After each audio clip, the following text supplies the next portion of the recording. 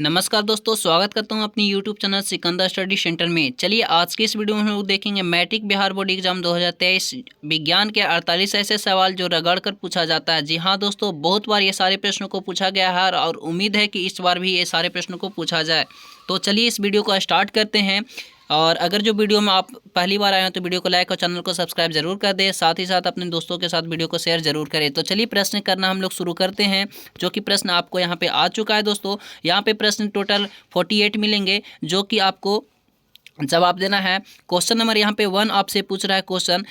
अगर आप उत्तर जानेंगे तो कमेंट बॉक्स में सारे प्रश्नों का उत्तर देते चलेंगे, नहीं जानेंगे कोई बात नहीं, ध्यान से वीडियो को देखिए और सारे उत्तर मैं बताऊंगा। तो यहाँ पे प्रश्न आपसे पूछ रहा है, कह रहा है कौन सा हाइड्रोकार्बन सबसे सरल यौगिक है। कौन सा हाइड्रोकार्बन सबसे सरल यौगिक है, इसका सही जवाब आप देंगे। ऑप्शन यहाँ पे पढ़ते हैं। ऑप्शन नंबर ए में मीथेन, बी में है इथेन, सी में है प्रोपेन और डी में है ब्यूटेन। तो इसका करेक्ट आंसर जो होगा आपका ऑप्शन नंबर ए करेक्ट हो जाएगा, मीथेन। याद रखेंगे दोस्तों, कौन सा हाइड्रोकार्बन सबसे सरल यौगिक बनाता है तो मीथेन आपका करेक्ट आंसर हो जाएगा। ऑप्शन नंबर बी में क्वेश्चन नंबर 2 देखते हैं। क्वेश्चन नंबर 2 में यहाँ से प्रश्न पूछ रहा है आपसे, निम्न में से कौन सा संबंध सत्य है। निम्न में से कौन सा संबंध सत्य है। बहुत बार ये प्रश्न को पूछा गया दोस्तों, तो आप इस क्वेश्चन को एकदम बिल्कुल रट जाइए ताकि एग्जाम में जब भी आवे तो आंख मूंद कर इसका आंसर दे सके। क्वेश्चन नंबर 2 का आंसर यहाँ पे आपका करेक्ट हो जाएगा, ऑप्शन नंबर सी करेक्ट हो जाएगा, जो कि हम लोग हमेशा पढ़ते हुए आए हैं, ओम का नियम V बराबर IR। ठीक है, तो इसका आंसर याद रखेंगे। क्वेश्चन नंबर 2 का आंसर क्या याद रखेंगे, कौन सा संबंध सही है तो V बराबर IR होता है। हम लोग एक पढ़े हैं, ये सूत्र पढ़े हैं। क्वेश्चन नंबर यहाँ पे 3 में प्रश्न आपसे पूछ रहा है, किसी कोष में इलेक्ट्रॉनों की अधिकतम संख्या होती है, इसको निकालने के लिए यहाँ पे सूत्र दिया हुआ है दोस्तों। तो इसका आंसर आप सही से जवाब देंगे। ऑप्शन नंबर ए में है n², बी में है 2n² और सी में है 3n² और डी में है 4n²। तो इसका जल्दी से आंसर देंगे। तो कह रहा है किसी कोष में इलेक्ट्रॉनों की अधिकतम संख्या कितना होती है, तो इलेक्ट्रॉनों की अधिकतम संख्या, इसको निकालने के लिए हम लोग ये फॉर्मूला यूज करते हैं। यहाँ पे ऑप्शन नंबर बी करेक्ट हो जाएगा, 2n²। ठीक है ना, तो याद रखेंगे इसको। किसी कोष में इलेक्ट्रॉनों की अधिकतम संख्या निकालने के लिए हम लोग क्या करते हैं, 2n² ये फॉर्मूला यूज करते हैं। क्वेश्चन नंबर 4 में आपसे प्रश्न पूछ रहा है, निम्न में से कौन बौने पौधे को दर्शाता है। निम्न में से कौन बौने पौधे को दर्शाता है दोस्तों। तो इसका सही जवाब आपको देना है, कमेंट बॉक्स में इसका आंसर जरूर दें। ऑप्शन नंबर ए में है capital T small T, B में है स्मॉल टी और कैपिटल टी है, और सी में है डबल टी स्मॉल में है, और डी में है कैपिटल टी और कैपिटल टी, यानी कि डबल कैपिटल टी है। तो इसका सही जवाब आप लोग को देना है। तो इसका सही जवाब मैं दे रहा हूँ। इसका सही जवाब जो होगा आपका डबल स्मॉल टी होगा। निम्न में से कौन बौने पौधे को दर्शाता है, यानी कि डबल स्मॉल टी। याद रखेंगे। नेक्स्ट प्रश्न यहाँ पे बोल रहा है, मेरुरज्जु निकलता है। मेरुरज्जु कहाँ से निकलता है दोस्तों। इसका सही जवाब आप लोग को देना है। ऑप्शन नंबर ए में प्रमस्तिष्क से, बी में है अनुमस्तिष्क से, और सी में है पॉन्स से, और डी में है मेंडुला से। इसका सही जवाब मैं भी दे रहा हूँ। इसका सही जवाब जो होगा आपका ऑप्शन नंबर ए सही हो जाएगा, प्रमस्तिष्क से। क्या हो जाएगा, प्रमस्तिष्क से। इसका आंसर क्या हो जाएगा, प्रमस्तिष्क से। मेरुरज्जु कहाँ से निकलता है तो प्रमस्तिष्क से निकलता है। नेक्स्ट प्रश्न यहाँ पे क्वेश्चन नंबर 6 में बोल रहा है, इनमें से कौन पौधा हार्मोन है। क्वेश्चन नंबर 6 का जवाब आप लोग को देना है। क्या कह रहा है इनमें से कौन पौधा हार्मोन है, तो इसका सही जवाब आप लोग को देना है इंसुलिन, थायरॉक्सिन, एंड्रोजन और साइटोकाइनिन। तो इसका सही जवाब आप लोग को देना है। तो इसका आंसर जो होगा आपका ऑप्शन नंबर डी करेक्ट हो जाएगा, साइटोकाइनिन। क्वेश्चन नंबर 6 का सही जवाब होगा साइटोकाइनिन। ठीक है, ऐसा प्रश्न बहुत बार पूछा गया है तो आप लोग भी ये सारे प्रश्नों को रट जाए। देखिए नेक्स्ट में बोल रहा है, संरंग किस राज्य की जल संग्रह व्यवस्था है, हिमाचल प्रदेश, तमिलनाडु या केरल या कर्नाटका। तो इसका सही जवाब जो होगा आपका ऑप्शन नंबर सी करेक्ट हो जाएगा, केरल। याद रखेंगे। ठीक है, नेक्स्ट यहाँ पे क्वेश्चन आपसे पूछ रहा है, बोल रहा है क्वेश्चन नंबर 8 में, दांतों को साफ करने के लिए दंत मंजन प्राय होता है। दांत को जब हम लोग साफ करते हैं तो उसका मतलब वो कैसा होता है, क्षारीय होता है, अम्लीय होता है, लवण युक्त होता है, या इनमें से कोई नहीं। तो इसका करेक्ट आंसर जो होगा आपका ऑप्शन नंबर ए करेक्ट हो जाएगा, क्षारीय होता है। ठीक है, दांतों को साफ करने के लिए दंत मंजन हम लोग क्षारीय यूज करते हैं। ठीक है ना। नेक्स्ट यहाँ पे है क्वेश्चन नंबर 9। क्वेश्चन नंबर 9 में यहाँ पे आपसे पूछ रहा है, किसी लेंस द्वारा उत्पन्न आवर्धन का एसआई मात्रक क्या होता है। किसी लेंस द्वारा उत्पन्न आवर्धन का एसआई मात्रक क्या होता है, मीटर होता है, या सेमीमीटर होता है, मिमी होता है, या मात्रक विहीन होता है। तो किसी लेंस द्वारा उत्पन्न आवर्धन का एसआई मात्रक जो होता है ये मात्रक विहीन होता है। याद रखेंगे, ऑप्शन नंबर डी करेक्ट हो जाएगा, याद रखना आप लोग को। ठीक है, नेक्स्ट यहाँ पे देखा जाए, नेक्स्ट प्रश्न आपसे पूछ रहा है, बोल रहा है क्वेश्चन नंबर 10 में, क्लोरीन के परमाणु की बातम कक्षा में इलेक्ट्रॉनों की संख्या कितनी होती है। क्लोरीन के परमाणु की बातम कक्षा में इलेक्ट्रॉनों की संख्या कितनी होती है, इसका सही जवाब आप लोग को देना है। ऑप्शन नंबर ए में है 5, बी में है 6, सी में है 7 और डी में है 8। तो इसका करेक्ट आंसर जो होगा आपका ऑप्शन नंबर सी करेक्ट हो जाएगा, 7। क्लोरीन के परमाणु की बातम कक्षा में इलेक्ट्रॉनों की संख्या कितनी होती है, तो 7 होती है। नेक्स्ट यहाँ पे आपसे पूछ रहा है क्वेश्चन नंबर 11 में, किसी अंतरिक्ष यात्री को आकाश कैसा प्रतीत होता है?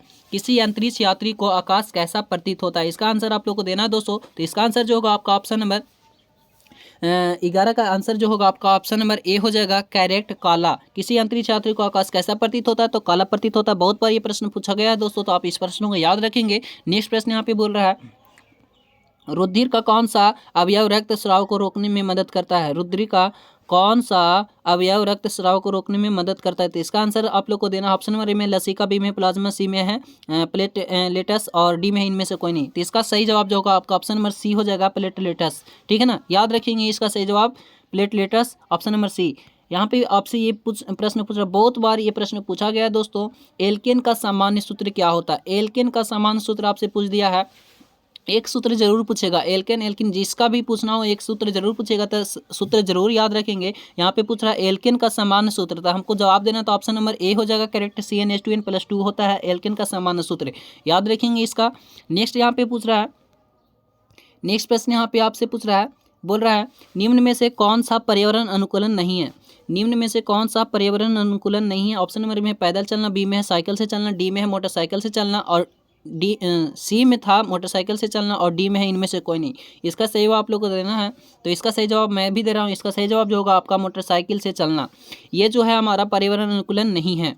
ठीक है ना, चलिए नेक्स्ट यहाँ पे प्रश्न आपसे पूछ रहा है 15 में, ऑक्सीजन से दो परमाणुओं के बीच कितने आबंध होते हैं? ऑक्सीजन से दो परमाणुओं के बीच कितना आबंध होता है? इसका आंसर आप लोग को देना है। क्वेश्चन नंबर 15 का सही जवाब आप लोग को देना है, तो इसका आंसर जो होगा आपका ऑप्शन नंबर बी हो जाएगा, द्विआबंध। याद रखेंगे क्या होगा, द्विआबंध होगा। नेक्स्ट यहाँ पे क्वेश्चन नंबर 16 में है, स्वपोषी पोषण के लिए आवश्यक है। स्वपोषी पोषण के लिए क्या आवश्यक है, इसका आंसर आप लोग को देना है। तो यहाँ पे ऑप्शन दिया है, परवरहित सूर्य का प्रकाश, कार्बन डाइऑक्साइड, इनमें से कोई नहीं। तो इसका आंसर जो होगा आपका ऑप्शन नंबर बी सही हो जाएगा, सूर्य का प्रकाश। ठीक है ना, सूर्य का प्रकाश होना जरूरी है, 100% पोषण के लिए आवश्यक क्या है, तो सूर्य का प्रकाश होना। नेक्स्ट प्रश्न आपसे पूछ रहा है, नेत्र में प्रवेश करने वाली प्रकाश किरणों का अधिकांश अपवर्तन कहाँ होता है? नेत्र में प्रवेश करने वाली प्रकाश किरणों का अधिकांश अपवर्तन कहाँ होता है? इसका आंसर आप लोग को देना, ऑप्शन नंबर ए में है कॉर्निया के बाहरी पृष्ठ में, बी में है तापीय विकिरण पर और सी में है पराबैंगनी विकिरण पर और डी में इनमें से कोई नहीं। तो इसका करेक्ट आंसर होगा आपका ऑप्शन नंबर ए हो जाएगा, कॉर्निया के बाहरी पृष्ठ पर। याद रखेंगे नेत्र में प्रवेश करने वाली प्रकाश किरणों का अधिकांश पर अपवर्तन कहाँ होता है, तो कॉर्निया के बाहरी पृष्ठ पर अपवर्तन पूछ रहा है, तो याद रखेंगे। नेक्स्ट प्रश्न यहाँ पे बोल रहा है क्वेश्चन नंबर 18 में, ओजोन परत की हानिकारक विकिरण से पृथ्वी को सुरक्षा प्रदान करती है। ओजोन परत की ओजोन परत किस हानिकारक विकिरण से पृथ्वी को सुरक्षा प्रदान करती है? तो इसका सही जवाब आप लोग को देना, ऑप्शन नंबर ए में है अवकरक विकिरण, बी में है तापीय विकिरण और सी में पराबैंगनी विकिरण और डी में इनमें से कोई नहीं। तो इसका सही जवाब जो होगा आपका ऑप्शन नंबर सी हो जाएगा, पराबैंगनी विकिरण। याद रखिएगा, ओजोन परत की हानिकारक विकिरण से पृथ्वी को सुरक्षा प्रदान करती है, तो पराबैंगनी विकिरण। नेक्स्ट प्रश्न यहाँ पे आपको पूछा जा रहा है, बोल रहा है क्वेश्चन नंबर 19 में, निम्न में से कौन सा स्वच्छ ऊर्जा स्रोत है? निम्न में से कौन सा स्वच्छ ऊर्जा स्रोत है? ऑप्शन नंबर ए में है कोयला, बी में है लकड़ी और सी में है प्राकृतिक गैस और डी में है इनमें से कोई नहीं। तो इसका आंसर आप लोग को देना है दोस्तों, निम्न में से कौन सा स्वच्छ ऊर्जा स्रोत है, तो आपका ऑप्शन नंबर सी करेक्ट हो जाएगा, प्राकृतिक गैस। ये जो हमारा स्वच्छ ऊर्जा स्रोत है, प्राकृतिक गैस। नेक्स्ट यहाँ पे क्वेश्चन नंबर 20 में है, निम्न में से कौन सा एक उभयलिंगी जंतु है? बहुत आसान प्रश्न है और बहुत बार पूछा गया है। निम्न में से कौन सा एक उभयलिंगी जंतु है? केचुआ है, बी में कुत्ता, सी में बिल्ली और डी में है बकरी। इसका करेक्ट आंसर जो होगा आपका ऑप्शन नंबर ए करेक्ट हो जाएगा, केचुआ। ये क्या हमारा एक उभयलिंगी जंतु है, याद रखेंगे। क्वेश्चन नंबर यहाँ पे 21 देखते हैं, बोला निम्न में से कौन एक लिंगी पुष्प है? क्या पूछ रहा है, निम्न में से कौन एक लिंगी पुष्प है? ऑप्शन नंबर ए में है हुड़हुल पुष्प होगा, सरसों पुष्प होगा, पपीता पुष्प और गुलाब पुष्प। तो इसका करेक्ट आंसर जो होगा पपीता पुष्प हो जाएगा। क्या हो जाएगा, पपीता पुष्प। एक लिंगी पुष्प कौन है, तो पपीता पुष्प है। नेक्स्ट यहाँ पे प्रश्न आपसे पूछ रहा है क्वेश्चन नंबर 22 में, चलिए देखिए यहाँ पे 22 में क्या बोल रहा है, कौन सा अधातु कमरे के तापमान पर तरल अवस्था में पाया जाता है? कौन सा अधातु पूछ रहा है ना, कौन सा अधातु कमरे के तापमान पर तरल अवस्था में पाया जाता है? तो इसका करेक्ट आंसर आपका यहाँ पे दिख रहा है, पारा। ठीक है ना। नेक्स्ट यहाँ पे है नेक्स्ट यहाँ पे सोडिया धोबिया सोडा का रासायनिक सूत्र क्या होता है? धोबिया सोडा का रासायनिक सूत्र आपसे पूछ रहा है दोस्तों, तो इसका आंसर जो आप लोग को देना है NaHCO3, बी में है NaHCO3 इंटू 10 और सी में है CaOH के होल 2 है, इनमें से कोई नहीं। तो इसका आंसर क्या होगा आपका? ऑप्शन नंबर बी हो जाएगा करेक्ट, NaHCO3। ठीक है ना, याद रखेंगे। नेक्स्ट प्रश्न यहाँ पे क्वेश्चन नंबर 24 में, निम्न में से कौन सा जीवाणु जनित रोग नहीं है? निम्न में से कौन सा जीवाणु जनित रोग नहीं है?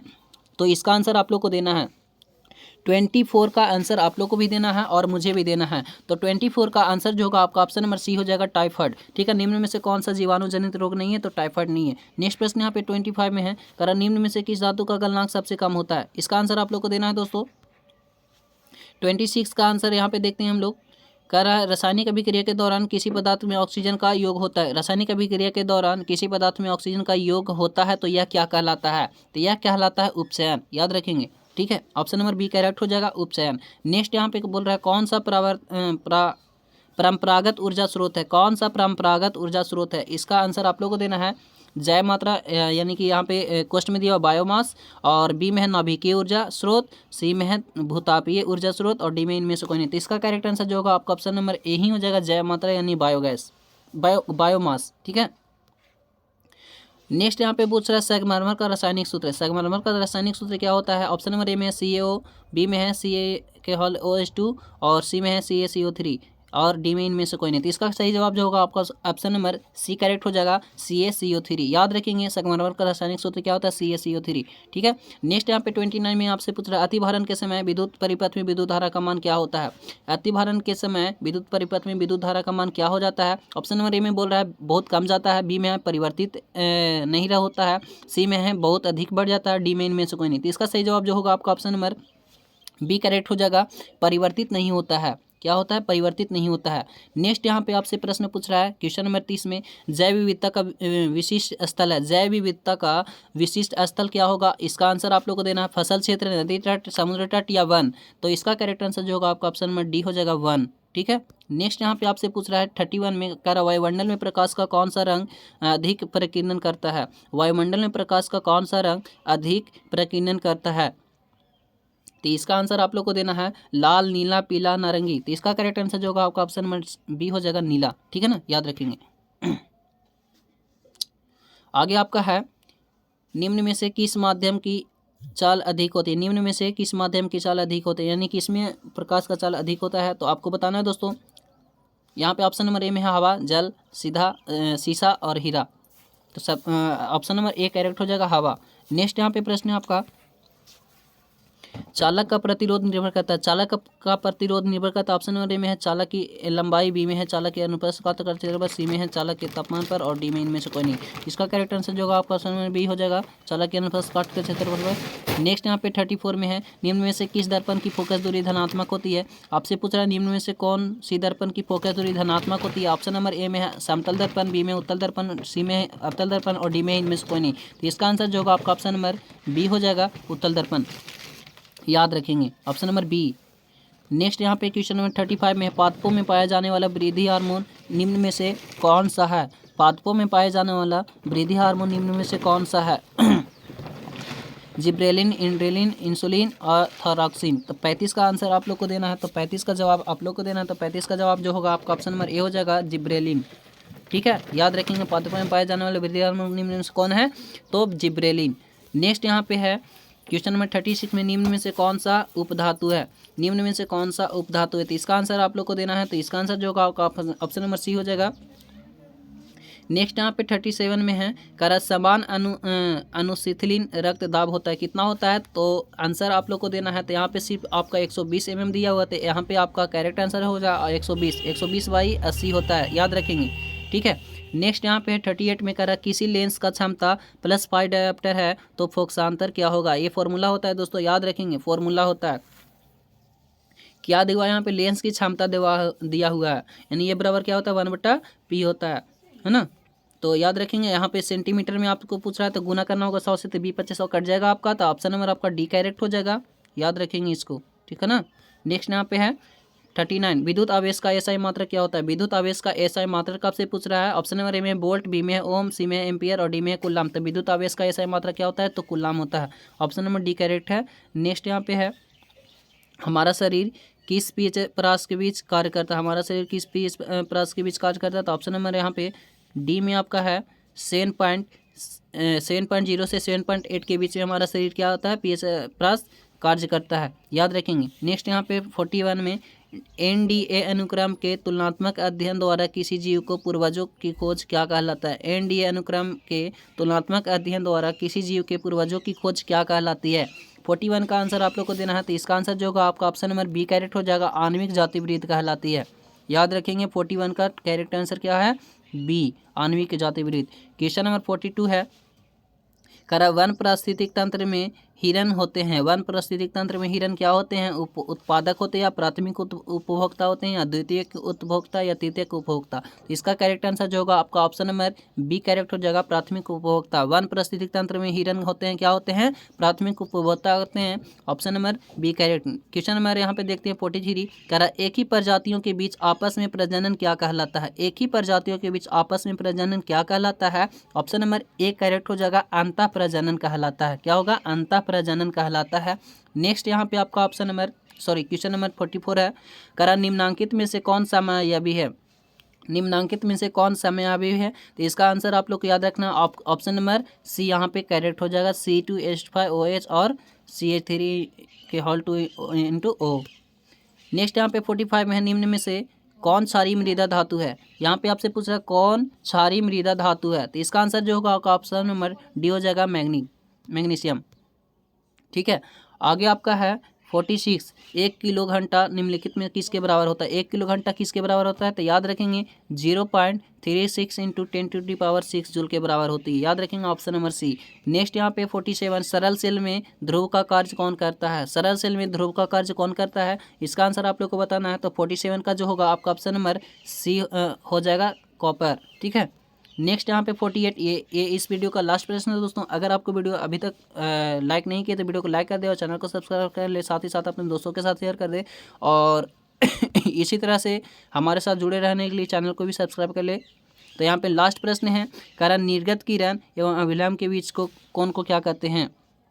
तो निर्गत कौन कहते हैं, याद रखेंगे, ऑप्शन नंबर सी करेक्ट हो जाएगा। चलिए दोस्तों, बहुत अच्छा आपने मेरे वीडियो को देखा, तो धन्यवाद और मिलते हैं नेक्स्ट वीडियो में। इसी तरह से आपके साथ मैं जुड़े रहूँगा। तो मिलते हैं नेक्स्ट वीडियो में। Thank you so much, best of luck, धन्यवाद।